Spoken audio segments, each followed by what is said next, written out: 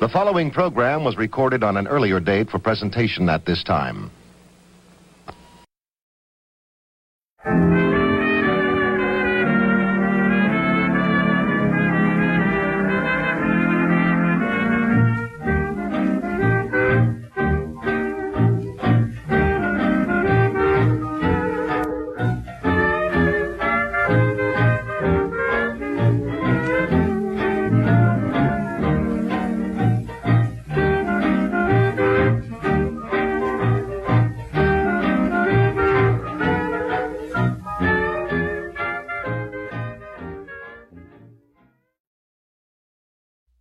In history, it's rare that our system of organizing time into decades matches the reality of human events on the ground.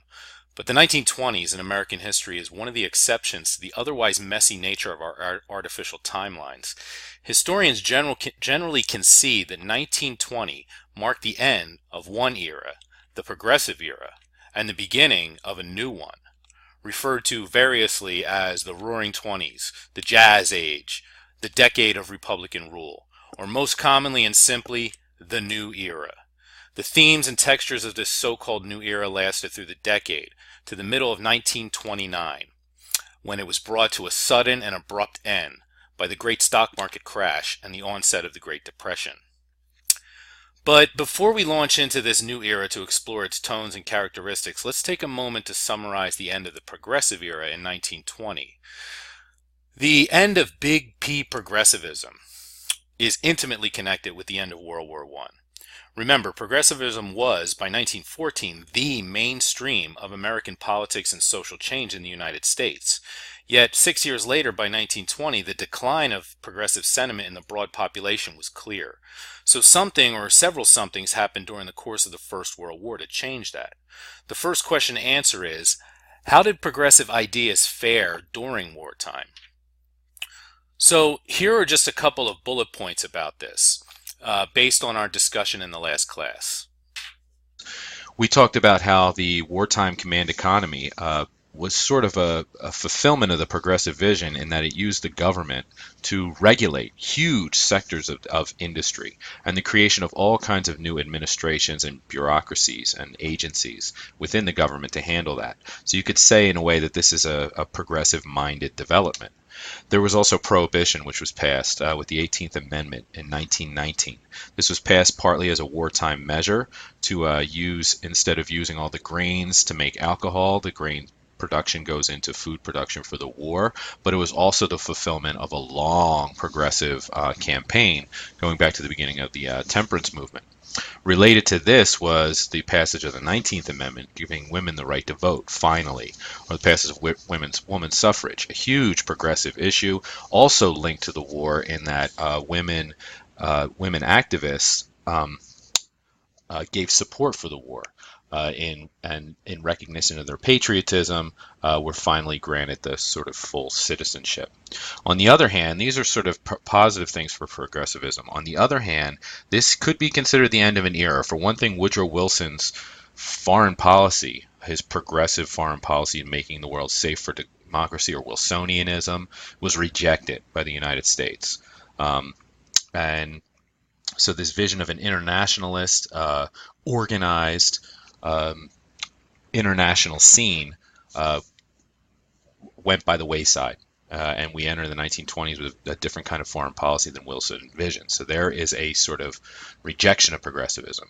Also, as part of the wartime effort, the Great Migration of African Americans from the South into the North continued as they followed the industries that supplied World War I, and they faced huge discrimination in northern cities, also Mexican Americans as well. So this is a step back for progressivism. And then finally, there was the Red Scare near the end of the World War I and in the aftermath, which resulted in a series of crackdowns from the government that began in wartime on civil liberties, freedom of speech, freedom of assembly, and such. And this could be considered to be a detriment to progressive ideas. So this is just a summing up of some of the concepts at the end of the progressive era as we move into what we're calling the new era. Now, What do we mean by the new era? That's what this video is all basically about. And this will take us into the next phase, which we're starting on Thursday, of the Great Depression and the New Deal.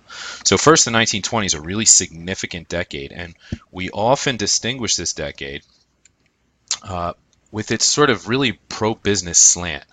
Calvin Coolidge had a famous phrase, "The business of America is business."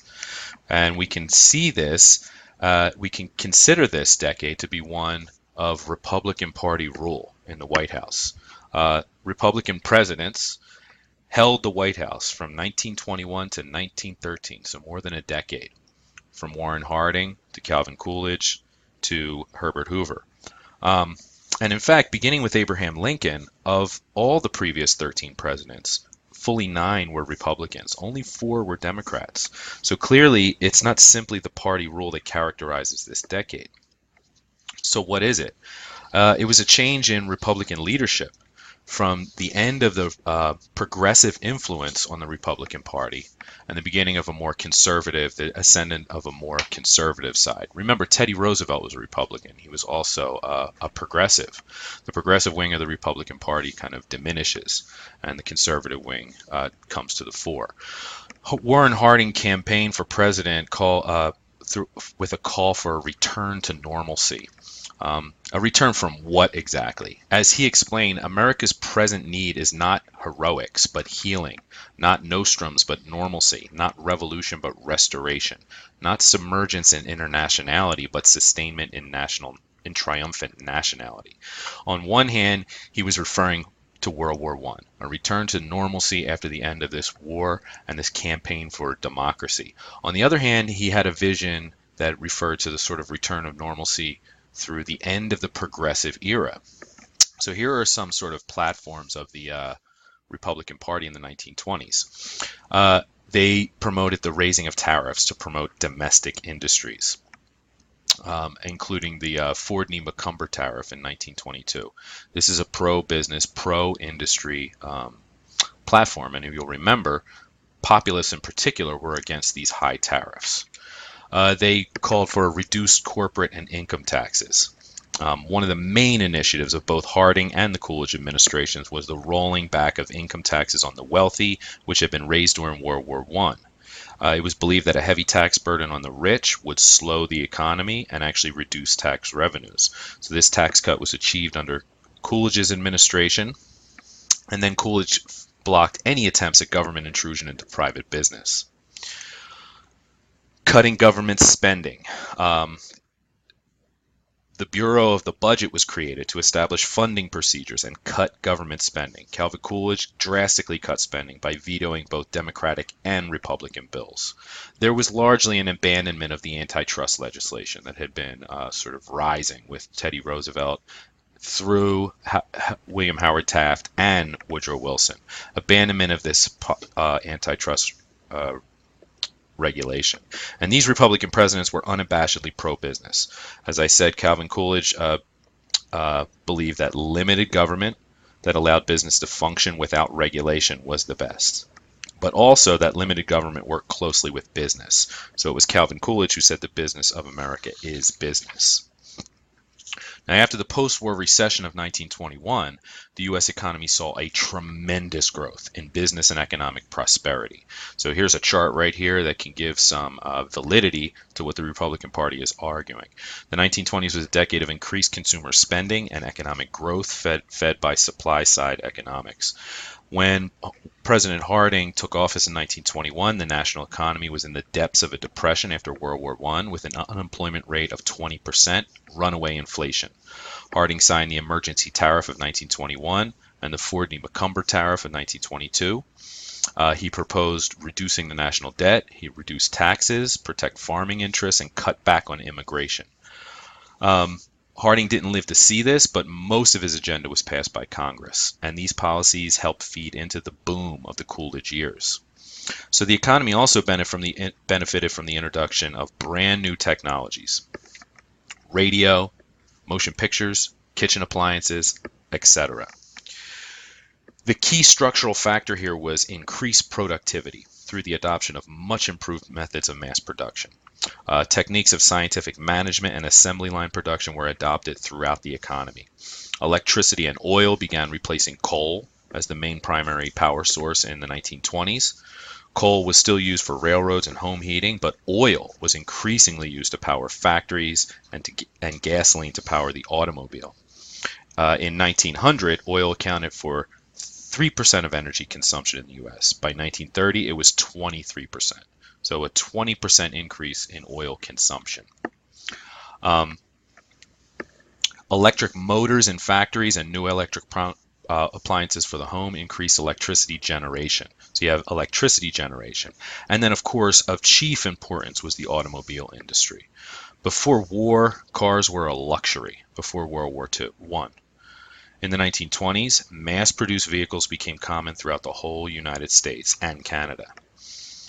The key figure in this development is, of course, Henry Ford. And he's a key figure for two really crucial reasons that you really should think about here.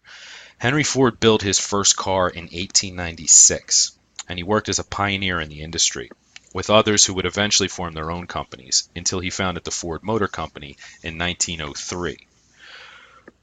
Ford and others at the company struggled with ways to scale up production, in keeping with Henry Ford's vision of a car designed and manufactured on a scale as so large as to be affordable by the average worker.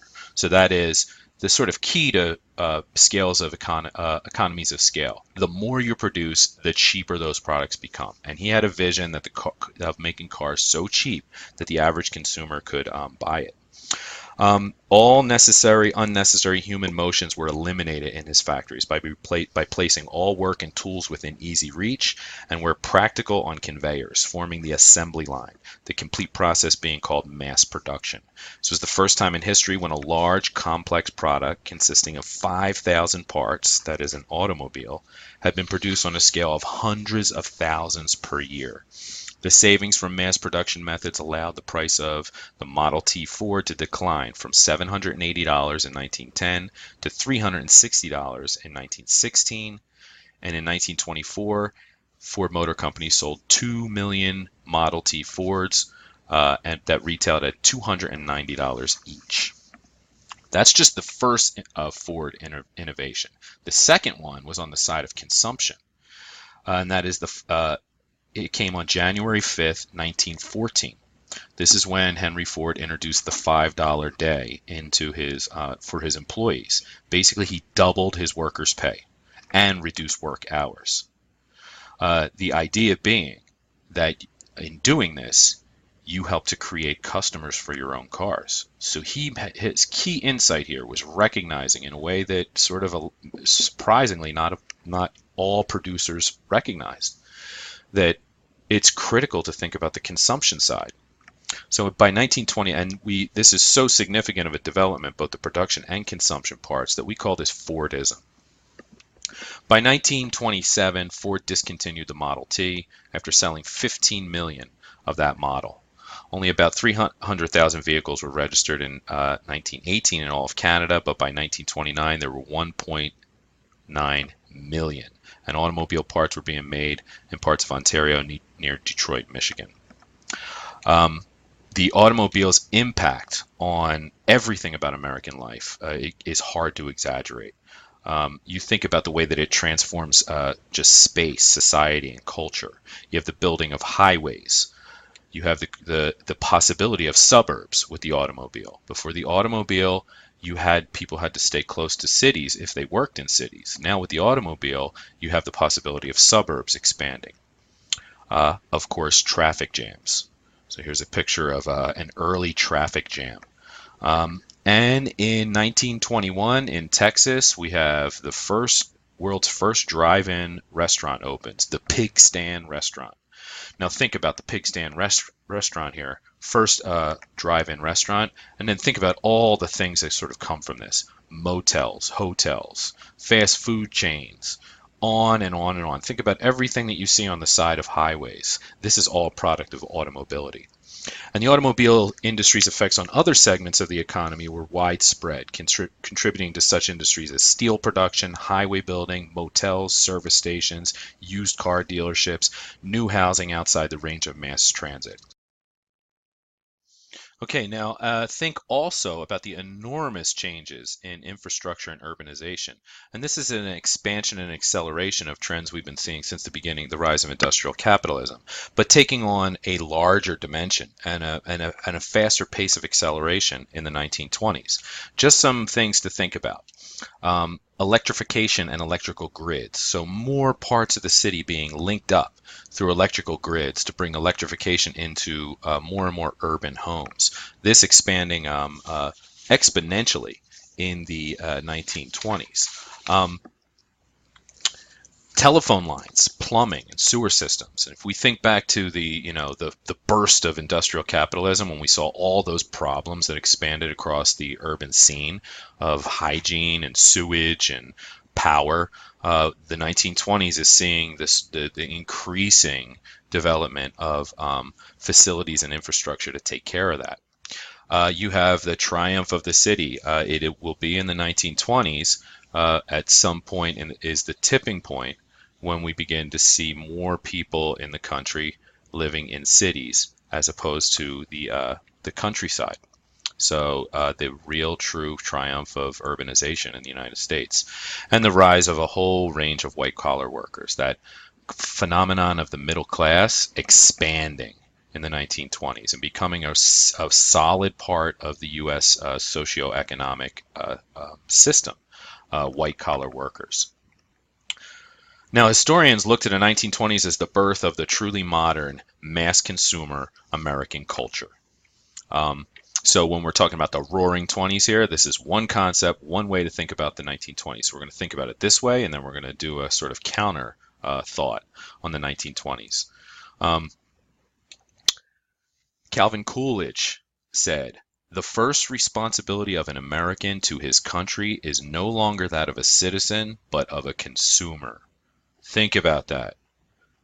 The first responsibility of an American to his country is no longer that of a citizen, but of a consumer. This is the triumph of mass consumption in the 1920s, when consumerism becomes so central to the American way of life and the American economy that no less than the President of the United States calls it an act of patriotism to buy items. Household appliances proliferate in this era. We're talking about refrigerators, vacuum cleaners, washing machines, advertising. This is the sort of one of the golden ages of advertising. To sustain economic growth in the 1920s, businesses needed consumers to purchase more. Advertising's job is to create desire. Through radio, magazines, newspapers, billboards, the idea is to convince people to buy things that they wouldn't normally think to buy, and to buy more and more things. So advertising goes hand in hand. It's a new form of sort of culture, of popular culture, that goes hand in hand with the rise of industrial capitalism, and then its sequel, the sort of expansion of consumer capitalism. So think about this. Think about industrial capitalism, finance capitalism. Now we're talking about consumer capitalism. They're all interrelated, but they have a different kind of slant to them. So we'll talk more about consumer capitalism in class. In the meantime, how would you all like to find out about a way that you can earn some participation points in this class? Contribute to the Museum of American Consumer Culture. This is a new image gallery that we'll be building together all throughout the rest of the semester. What you need to do is find a vintage advertisement from the 1920s online. Post the image of the ad or a link to the image to the museum discussion board. Later, you can do the same for each coming decade. You'll get 5 points for each ad posted. So there'll be 10 different decades that you can choose from. That means 5 points each, 50 points possible over the whole course of the semester for this particular item. You have the maximum of 1 ad per decade, so make sure you choose a really good one. Another thing is, check the museum before you post your ad, and check the discussion board to make sure you're not duplicating somebody else's. So a maximum of 1 ad, and it should be one that someone else hasn't already posted. For the 1920s, Your ad is due by 11:59 p.m. this coming Sunday, April 14th. And then we'll be continuing on into the 30s, the 40s, the 50s, all the way up to the present day. So the Museum of American Consumer Culture. Get them points. Now, another way to think about the 1920s is to call it the Jazz Age. Jazz music came into its own in this decade and exploded into American popular culture. This occurred particularly in the United States, but also in Britain, France, and elsewhere. Jazz played a significant part in the wider cultural changes during the period, and its influence on pop culture continued long afterward. Jazz is sometimes called the first or maybe only original American art form. It originated mainly in New Orleans and is and was a fusion of African and European music. The Jazz Age is often referred to in conjunction with the phenomenon referred to as the Roaring Twenties. The birth of jazz music is of course credited to African Americans, but it expanded over time and was modified to become socially acceptable to the white middle class. White performers were used as a vehicle for the popularization of jazz music in America. So it's a grassroots African American art form that becomes popularized in the teens and then especially the 1920s, adopted or co-opted by white performers to make it more palatable for white audiences. So even though the jazz movement was taken over by white middle class population, it facilitated the mesh of African American traditions and ideals with the white middle class society. So cities like New York and Chicago were cultural centers for jazz, and especially for African American artists. Some famous black artists at the time were Ella Fitzgerald, Louis Armstrong, Duke Ellington, Count Basie. The 1920s youth used the influence of jazz to rebel against traditional culture of previous generations. This youth rebellion of the 1920s went hand in hand with fads like bold fashion statements, such as the flapper girls, which we'll talk about in a minute, women smoking cigarettes, much freer talk about sex, and new radio concerts. You had dances like the Charleston, developed by African Americans, that suddenly became popular among the youth, and many traditionalists were aghast at what they considered to be the breakdown of morality. This sort of the kind of pivotal phenomenon in this period is known as the Harlem Renaissance, where a lot of this jazz culture was flourishing in Harlem.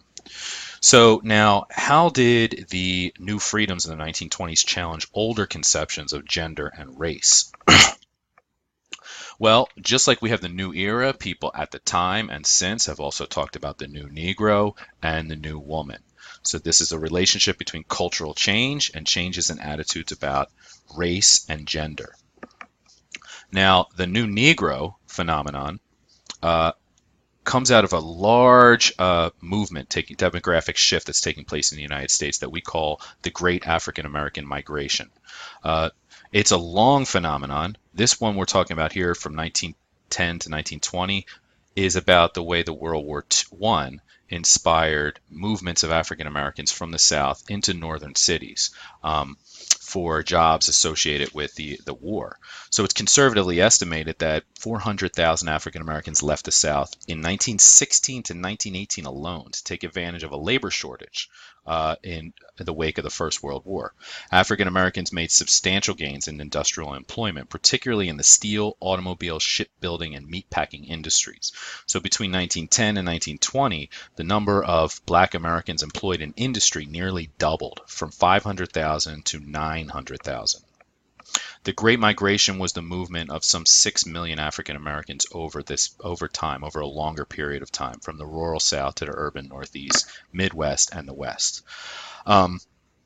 The pace accelerated then with the outbreak of World War I. It was a longer trend that could be traced even as far back as Reconstruction, and it continues through the 1920s. By 1930, there were an estimated 1.3 million former Southerners living in other regions. The results, the growing black presence outside the South, was still more significant. In 1900, only 740,000 African Americans lived outside the South. That's just 8% of the nation's total black population. By 1970, more than 10.6 million African Americans lived outside the South. And this had huge cultural impact. That is 47% of the nation's total African American population now lived in the cities, up from only 8%. One cultural manifestation of this is a phenomenon in the 1920s. It comes to be known as the New Negro. It's a term popularized during the Harlem Renaissance, implying a more outspoken advocacy of dignity and a refusal to submit quietly to the practices and laws of Jim Crow racial segregation. In 1916-1917, Hubert Harrison founded the New Negro movement. In 1917, he established the first organization, the Liberty League, and the first newspaper, The Voice, all of which was under the umbrella term of the New Negro movement. And this movement energized Harlem and beyond with a race consciousness and a class-conscious demands for political equality and end to segregation and lynching, as well as calls for armed self-defense when appropriate. So therefore, Harrison here is often called the father of the Harlem Renaissance. But perhaps no one articulated the sort of the philosophy of the New Negro more than Alan Locke, who in 1925 edited the anthology The New Negro, a collection of essays about this concept. Alan Locke was a writer, a philosopher, an educator, graduate of Harvard University. In 1907, he became the first African American Rhodes Scholar in the United States.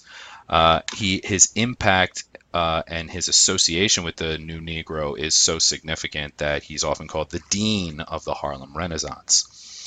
The term the New Negro was codified with this anthology series in 1925, and it stressed African American assertiveness and self-confidence during the years following World War I and the Great Migration. It was a contrast of the new Negroes explicitly to the old Negro, a more self-assertive, more prideful, self-confidence, as opposed to the submissiveness of the old, the servility and sense of inferiority of the, quote, old Negro. So there is a pride and a self-assertion and a race consciousness associated with this that's going to be really important for mobilizing economic, political, and social ferment leading up through the civil rights movement. Now, we also have the concept of the new woman.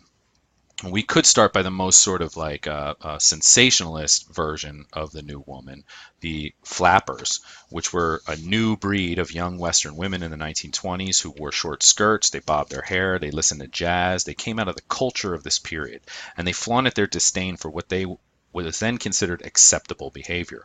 Flappers were seen as brash for wearing excessive makeup, drinking, treating sex as a source of pleasure, smoking, driving automobiles, and so on. With the passage of the 19th Amendment in 1920 that gave women the right to vote, women finally attained the political equality that they had been fighting for. Now then you have a generational gap between the new women of the 1920s and the previous generation that fought for women's suffrage. Before the passage of the 19th Amendment, feminists commonly thought that women could not have a career and a family successfully. This mentality starts to change in the 1920s, and the new woman was less invested in social service of the progressive era generation, and she was more in tune with the capitalist spirit of the era. So significant changes take place in the sort of the social and cultural aspects of women's lives and gender expectations. Margaret Sanger was one of the key figures in the 19-teens and 20s. She was a birth control advocate, sex educator, and a nurse. She popularized the term birth control, opened the first birth control clinic in Brooklyn in 1916, established organizations including the American Birth Control League that eventually evolved into the Planned Parenthood Federation of America. She published Birth Control Review from 1917 to 1929. And her fundamental belief was that in order for women to have equal footing in society, they had to be able to control when they gave birth. She also wanted to prevent unsafe abortions, so-called back alley abortions, which were common at the time due to the outlaw of abortion. Upon opening her clinic, Sanger was arrested for violating the 1873 Comstock law that made distributing any material about contraception illegal. Her trial generated enormous attention and support, and during the 1920s, she received more than 250,000, a quarter of a million letters from women all around the country asking her specifically for help and information.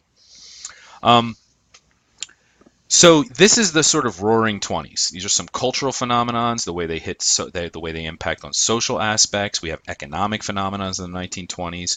Now, the phrase the roaring 20s may have captured a certain sense of the most significant changes in the 20s, particularly urbanization, economic growth, consumerism, new forms of popular and political culture. But this vision of the jazz age and the age of the flapper girl, the new era does not really tell the entire story.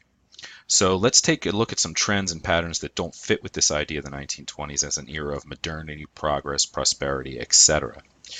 And this takes the form of a backlash. Segments of the American society are not in tune with these drastic changes that are taking place in the 1920s. Insecurity in the face of all this social upheaval specifically caused rural and small town America to reject the dominance of the city. So we have kind of a rural counterattack that happens in the 1920s. The 1920s earned its term the Roaring 20s through the decade's real prosperity and its technological advancements.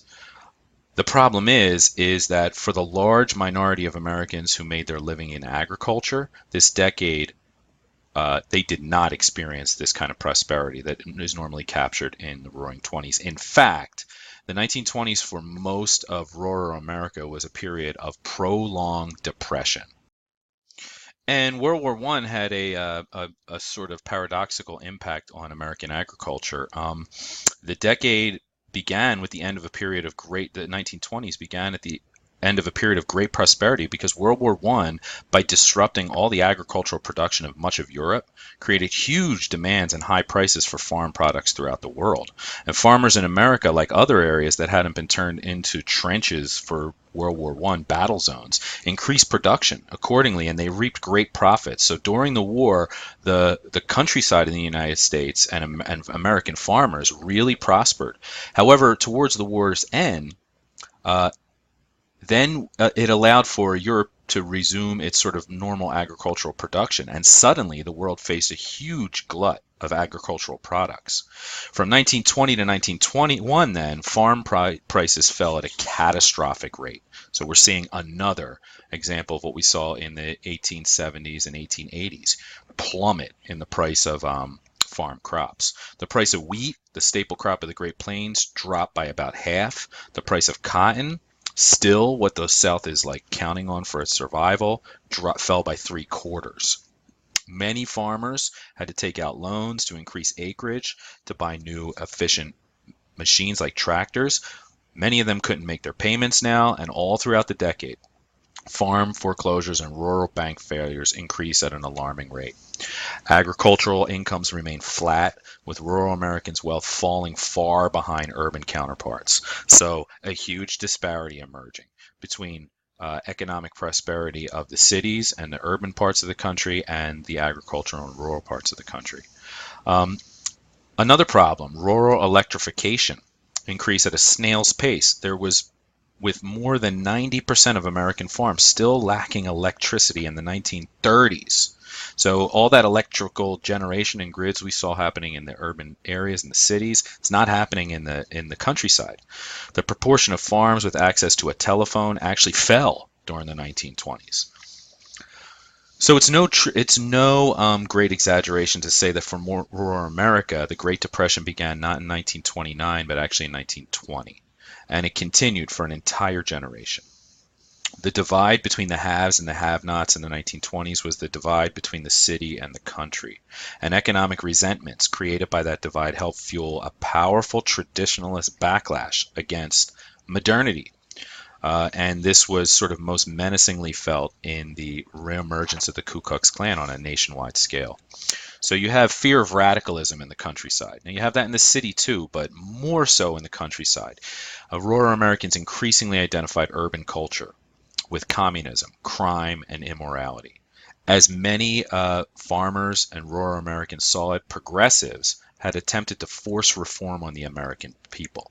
Tradition-minded Americans feared communism, Bolshevism, anarchism, and tried to eliminate radicalism from American life. By 1920, the Red Scare had abated as the extremism of the government's reaction sunk in. Even so, the 1920s continued to be colored by nativism, bigotry, and intolerance.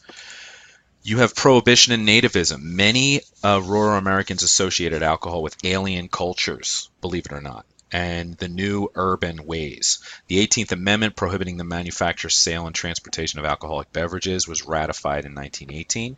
You can see that as a progressive development. You can also see it as the development of this traditionalist response from the countryside. And then you have fundamentalist challenges. The 1920s will see a real rise in evangelical Christianity and a born-again fundamentalist Christianity that posits itself as a counter to the development of all these cultural changes that are coming out of urban industrialism. Perhaps the single most famous Roaring Twenties confrontation between the opposing forces of the modern world, quote, and traditionalism was the 1924 Scopes so-called monkey trial, in which celebrity lawyers argued both sides in the case of a Tennessee schoolteacher charged with teaching evolution in violation of state law. Many Americans today know the Scopes trial as it was portrayed in fictionalized form in a play called Inherit the Wind, which was popular in the 1950s, and it depicted the trial as an epic showdown over the proper relationship between church and state in America. In fact, the events of the real trial were even more bizarre than those of Inherit the Wind. The trial pit modernists against fundamentalists who stress Protestant orthodoxy and biblical literalism.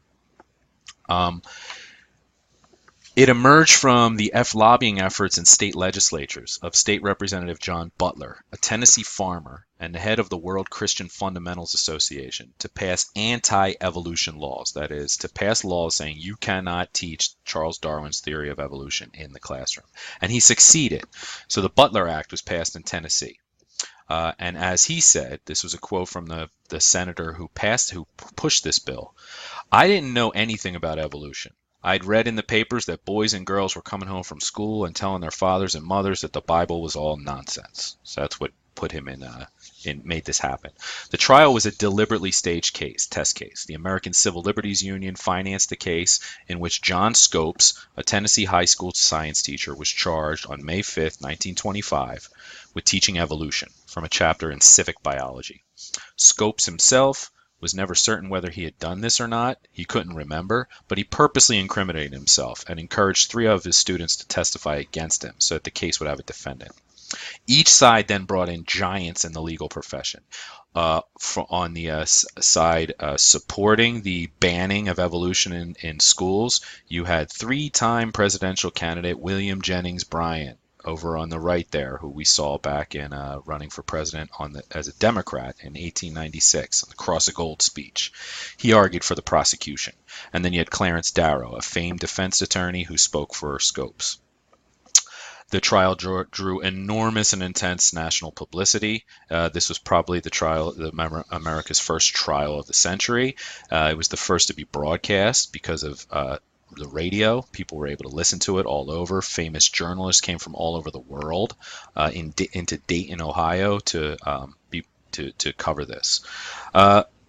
The trial, as time went on, got more and more sensationalist. The judge was almost openly on the prosecution side, frequently clashing with the defense. Eventually, Clarence Darrow switched tactics from trying to show that the evolution was consistent with the Bible, he switched tactics and began attacking the literal interpretation of the Bible and Bryan's very limited knowledge of science. So Bryan denounced the idea that human beings were descended from not even American monkeys, but from old world monkeys. That was one of Bryan's critiques of evolution. They weren't even American monkeys that people are descended from. Eventually, William Jennings Bryan himself went on the stand, and Clarence Darrow drilled him about the literal interpretation of the Bible, asking questions like, where did Cain get his first wife? What about this talking snake? And his questions caused considerable amusement in the court, pissing off Bryan, who spat, "We have the purpose of preventing bigots and ignoramuses from controlling the education of the United States." Ultimately, Scopes was found guilty, fined $100, but the verdict was overturned on a technicality. And in the aftermath, fundamentalism was largely discredited among many intellectuals. Modernists gained influence in mainline churches, while fundamentalists strengthened grassroots appeal in new churches. So there's a big cultural split happening in terms of ideas about science and religion. Now, a more ominous sign of this native backlash was the return of the KKK. The Ku Klux Klan revival began in 1915 with the release of D.W. Griffith's film Birth of a Nation. In this cinematic epic movie, considered by many to be one of the greatest films of its age, it portrayed the KKK and Klansmen sympathetically as heroic defenders of white civilization against the depredations of freed slaves run amok. In the film's most controversial scene, white hooded Klansmen ride gallantly to the rescue of a white maiden about to be raped by a savage black man. The film's racism seems disgusting today, but in 1915, this movie set a box office record that would stand for 22 years. And it was the first film shown in the White House, with President Woodrow Wilson saying, "It's like history written with lightning, and it's also terribly true." The film generated a new enthusiasm for the Klan, its symbols and regalia. Later in 1915, a failed doctor named William J. Simmons organized a new Klan in Atlanta, Georgia, announcing it to the world by burning a fiery cross atop Stone Mountain. Grand Wizard William Simmons' new KKK spread throughout the United States in the 1920s, becoming the most important mouthpiece for a traditionalist politics that was not only anti-black, but also anti-Catholic, anti-Semitic, anti-communist, anti-immigrant, anti-alcohol, anti-sex, anti-science. The Klan's greatest strength lay not, as many would assume, in the South, but rather in the Midwest and the West. The Klan won virtual control of state governments in Colorado and Indiana, where the Klansman Ed Johnson became the governor of Indiana, and it wielded heavy influence in Oregon, Oklahoma, Tennessee, and several other states. An estimated 4 million Americans were paid members. Almost 5 million. So you have an estimated 5 million members of the KKK in the 1920s. In fact, some historians even claim that President Warren G. Harding was initiated into the Ku Klux Klan in a special secret ceremony inside the White House. The widespread popularity of the KKK in the 1920s revealed the depth of this traditionalist resistance and backlash to the dizzying social and cultural changes brought about in the 1920s. Such groups tried to preserve what they thought was sacred and pure, and to limit the rights of blacks, aliens, Protestants, and anyone who refused to conform to their standards. It was a different KKK from the Reconstruction era. The 1920s Klan found members throughout the nation and were open and active in politics. This was not an underground movement anymore in the 1920s. The Klan fell when some of its more violent activities, misuse of funds, and sex scandal came to light. But despite the virtual disappearance of the Klan, the hatred and nativism it represented continued. Finally, the most successful work of the nativist backlash here has to do with immigration. Nativists successfully restricted foreign immigration, and the Congress passed a series of laws aimed at limiting immigration, especially from Southern and Eastern Europe and Asia. The restrictive legislation on immigration was the most lasting achievement of the traditionalist counterattack, and would last all the way up until the 1960s. So you have a kind of nativist backlash against the progressive era. The development of large, thriving communities of immigrants and minorities generated considerable backlash among native-born Americans who feared that they were losing their cities to, quote, undesirable newcomers. Prior to the coming of the new immigrants, a large majority of the American population, more than 60%, could trace their ancestry back to either the British Isles or to Germany. These old line Americans, mostly fair-skinned and Protestant, tended to view the darker complected, mostly Catholic or Jewish new immigrants as not only different but inferior, members of a lesser race, likely lacking the Anglo-Saxon temperament that many believed necessary to maintain a free society. The new immigrants, in the prejudiced imagination of many native-born Americans, lacked self-discipline and work ethic. They lived immoral lifestyles and could not be trusted to throw their votes to corrupt political machines or radical troublemakers. The most benign strain of this nativist sentiment came in the form of aggressive Americanization campaigns, efforts to remake the immigrants into good Americans through work, education, and social reform. Henry Ford was a leading exponent of the movement, declaring that these men, these immigrants of many nations, must be taught American ways, the English language, and the right way to live. Ford forced immigrant workers at his automobile factories to attend lengthy Americanization courses in which they were schooled in the English language and Ford's conservative ideology. At the end of each course, Henry Ford even organized an ornate pageant in which workers clad in outlandish versions of their country's native costumes descended into a giant melting pot, literal melting pot, only to climb out the other side wearing suits and waving American flags. His program was backed by coercion, as the company's sociological department investigated the home lives of its workers, and any Ford employee who failed to maintain a middle-class American lifestyle that met Ford standards could lose his job. Now, other nativists lacked Ford's hope that new immigrants could be remade into good Americans, and they focused their efforts on blocking immigration altogether. So prior to 1921, with one exception, the Chinese Exclusion Act of 1882, immigration into the United States had never been systematically restricted by federal law. That changed in 1921 with the Emergency Quota Act, and then in 1924 with the Immigration Act, which imposed for the first time a limit on the number of immigrants allowed to enter the United States. The two laws were targeted squarely at the new immigrants. They established a new national origin system that created different quotas for immigrants from each country, pegged to those countries' representation in the population of the United States in either 1910 or in 1890. Because countries like Italy and Poland had contributed a tiny portion of Americans' population before 1890, they also received minuscule quotas. So the effect was this was signed into law by Calvin Coolidge, creating the National Origin System. This National Origin System, or quota system on immigration, will last up until the mid-1960s. And the effect was pretty startling on the American population. Prior to this quota, immigrants were arriving at a rate of more than 850,000 per year, with just under 700,000 of those coming from Southern and Eastern Europe and only 175,000 coming from Northern and Western Europe. This new act, the Strict Act of 1924, imposed a very mild restriction on immigration from Northern and Western Europe, still allowing 140,000 arrivals per year from both those countries. But immigration from Southern and Eastern Europe was limited to just 22,000 per year. That's a 97% reduction from pre-restriction levels. So you can see here on the map, on this chart, that huge drop in immigration that begins to happen in the 19-teens, and then especially when we get to the 1920s. You could see that another wave of it happening in 1920-24. That's all due to federal regulation. So Calvin Coolidge, in passing this act and signing this into law, the president said, America must be kept American.